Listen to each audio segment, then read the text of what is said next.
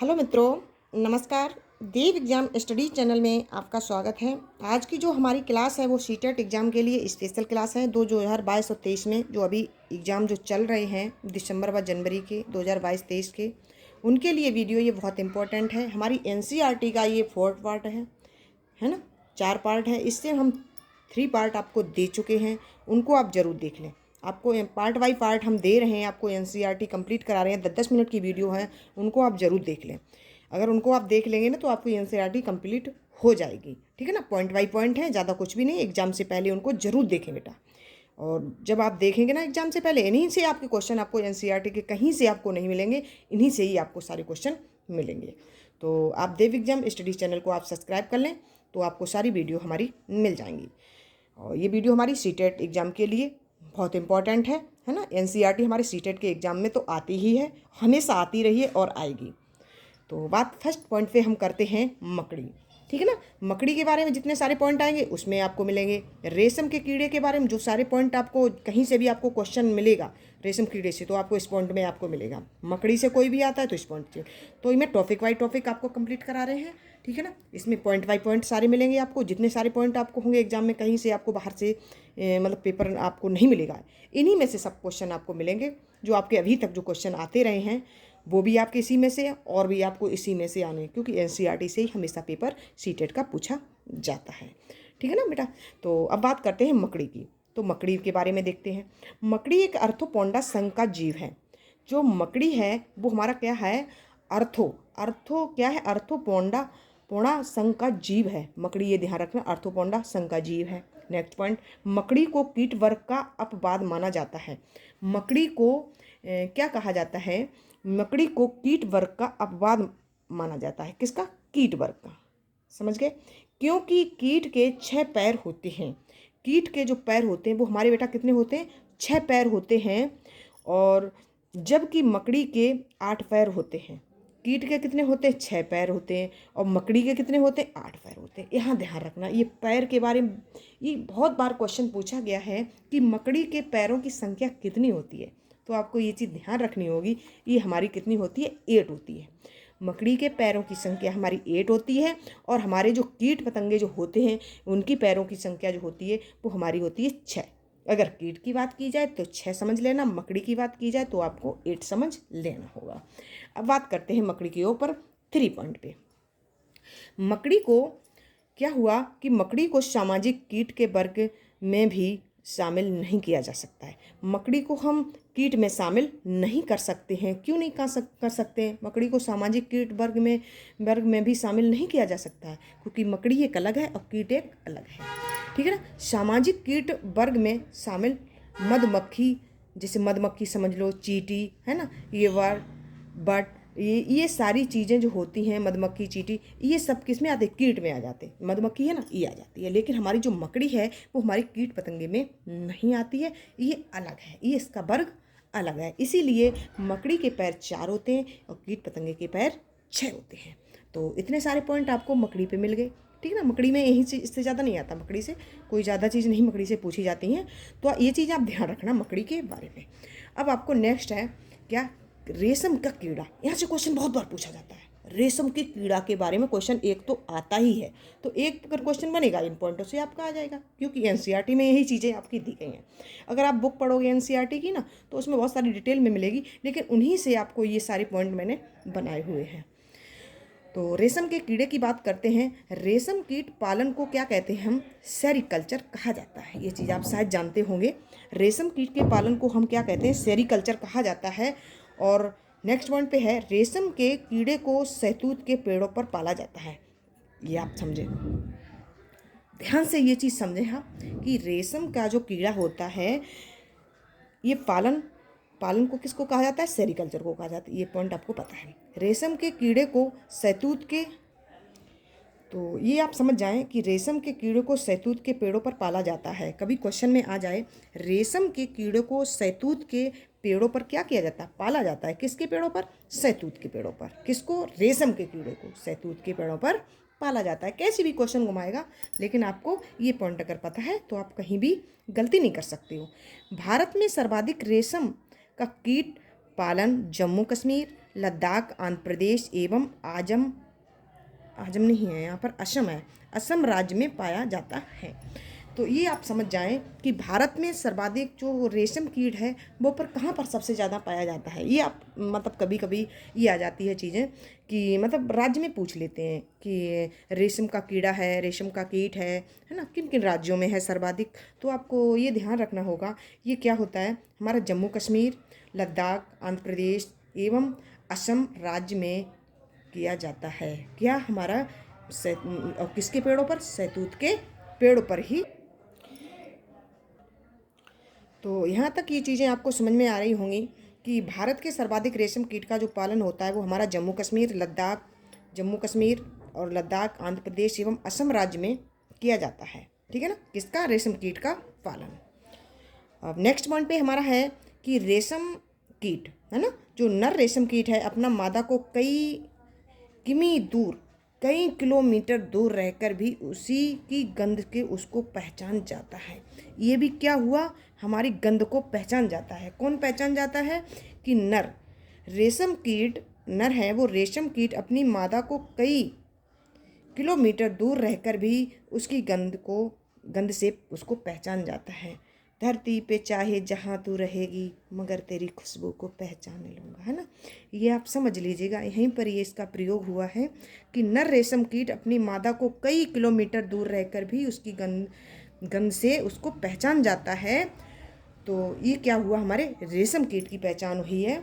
अब next point पे है पोचमपल्ली एवं कलमकारी आंध्र प्रदेश में प्रचलित रेशमी साड़ी हैं। ये पॉइंट आपको थोड़ा अलग से है जो आपसे पूछ लिया जाएगा।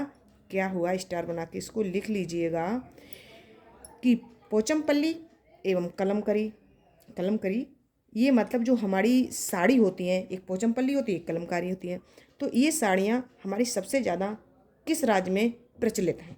तो आपको ध्यान रखना होगा, आंध्र प्रदेश में जो प्रचलित साड़ियाँ हैं वो हमारी हैं रेशमी साड़ी। जो रेशमी साड़ी बोलते हैं ना, उसी को तो पोचमपल्ली व कलमकारी साड़ी बोलते हैं। वे सबसे मतलब सर्वाधिक साड़ियाँ वो कहाँ होती हैं, आपको आंध्र प्रदेश में बनती हैं वो। ठीक है ना, यहाँ तक इसकी हमने बात कर ली, किसकी, रेशम के कीट की। तो अब हम बात आपसे करते हैं किस पे, शेर की। तो मैंने आपको समझा दिया कि मकड़ी के बारे में, रेशम कीड़ा के बारे में। अब हम बात करते हैं शेर के बारे में। तो इसकी जो पिछली वीडियो हम दे चुके हैं इससे, तो उसमें मैंने आपको बाघ के बारे में बताया था। बाघ की जो मतलब बाघ के ऊपर जितने सारे पॉइंट बनेंगे ना, तो बाघ के बारे में उसमें मैंने आपको बता दिया था। तो यहाँ पर हम देखते हैं कि शेर के बारे में हमारे कौन कौन से पॉइंट हैं। शेर कैसा होता है, हमारे भूरे रंग का होता है। शेर हमारा कैसा होता है, भूरे रंग का होता है। जंगल का राजा शेर को भी कहा जाता है। किसका, जंगल का राजा कौन होता है, हमारा जंगल का राजा हमारा होता है शेर कहा जाता है। भारत में सर्वाधिक शेर गिर राष्ट्रीय उद्यान मतलब गुजरात में, गिर राष्ट्रीय उद्यान में, उद्यानों के ऊपर मैं सारी वीडियो आपको दे चुके हैं। जितने सारे उद्यान अभ्यारण्य हैं, है ना, EVS की, उसको आप जरूर देख लें। उसमें सभी राज्यों के उद्यान एवं अभ्यारण्य पार्क आपको उसमें सब कुछ मिलेगा एक ही वीडियो में। उसको आप देखना बेटा मत भूलिएगा, उसको आप ज़रूर देखें, ध्यान से देख लें। एग्ज़ाम से पहले देख लोगे ना तो आप ये समझ लो कहीं से भी अगर क्वेश्चन पूछा जाता है तो ये समझ लो वहाँ से आपका सही जाएगा, गलत नहीं हो सकता है। इसलिए ये वीडियो आपको पॉइंट बाय पॉइंट मिल रही है, तो इसको देखना मत भूलिएगा। भारत में सर्वाधिक शेर गिर राष्ट्रीय उद्यान मतलब कहाँ पे है, गुजरात में पाए जाते हैं। शेर समूह में रहते हैं। शेरों के एक समूह में कितने होते हैं, 10 से 12 शेर और शेरनी रहते हैं। और वहाँ भी 10 से 12 है ना, बाघ की भी बात हुई थी, शेरनी है ना, शेर शेरनी एक बच्चे रहते हैं। शेर शेरनी और एक बच्चे रहते हैं। समूह का नेतृत्व कौन करती है, शेरनी करती है। तो ये समझ लें, हमेशा शेरनी करती है और बाघ में बाघनी करती है। हमेशा यही समझ लें, इसका नेतृत्व कौन करती है, समूह का शेरनी करती है। शेर भी अपने इलाके का नरम मूत्र के द्वारा करता है। मतलब सेम थोड़ी थोड़ी पहचान है, थोड़ा अलग है, कोई ज़्यादा विशेष नहीं है शेर और बाघ में, ठीक है ना। तो शेर भी अपने इलाके का निर्धार किसके द्वारा करता है, मूत्र के द्वारा करता है। तो यहाँ पर ये मूत्र के द्वारा कौन करता है, ये हमारा शेर करता है और बाघ भी हमारा करता है। एक ही पहचान है इसकी, बाघ और शेर की। यहाँ पर इस पॉइंट में शेर की भी शेर की भी अंधेरे में देखने की शक्ति मनुष्य के 6 गुना अधिक होती है। ये चीज़ मैं आपको बता चुकी हूँ। चीलबाज गिद्ध की जो होती है ना, चीलबाज गिद्ध की जो होती है वो 4 गुना मनुष्य से अधिक होती है। और यहाँ पर ये आप समझ जाएं कि शेर और बाघ जैसे है ना, इनकी क्या होती है, 6 गुना अधिक होती है। तो ये आपको चीज़ समझ में आ रही होगी। ये मैंने सारे पॉइंट आपको बता दिए किसके, शेर के ऊपर। तो शेर के जितने सारे पॉइंट आपको मतलब एग्जाम में कहीं भी क्वेश्चन आता है, इन पॉइंटों से आपको मिलेगा। अब हम बात करते हैं झूम खेती। टिन खेती तो मैंने बता दी, मिजोरम राज्य की अनोखी खेती है ना, जिसे टिन कहते हैं। अब ये बात करते हैं झूम खेती। एक टिन खेती होती है, झूम खेती होती है। तो ये चीज़ मुझे पता होनी चाहिए कि टिन खेती और झूम खेती होती क्या है।